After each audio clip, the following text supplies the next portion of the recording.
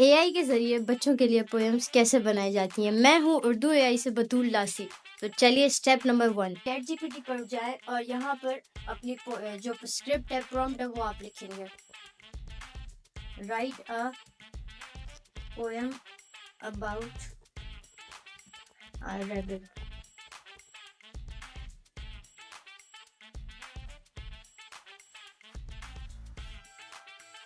तो चलिए आप देख सकते हैं यहाँ पे हमें स्क्रिप्ट दे दिया है। अब हम इसको कॉपी करेंगे।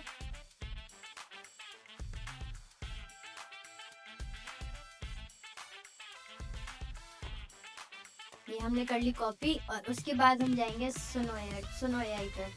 यहाँ पे हम पेस्ट करेंगे। पेस्ट करके अब जितने लेटर्स इस पे आ गए पेस्ट करके हम क्रिएट पे क्लिक करेंगे।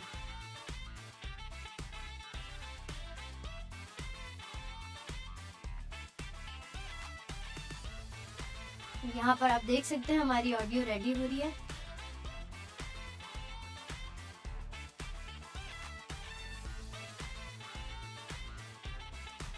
चलिए हमारे पास 2 ऑडियोज हमारी रेडी हो गई। अब चले हम पहली को क्लिक करते हैं। दूसरी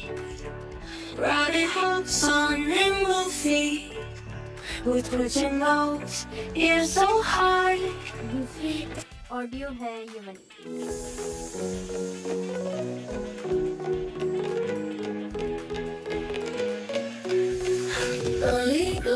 So soft and sweet, rabbit hops on nimble feet.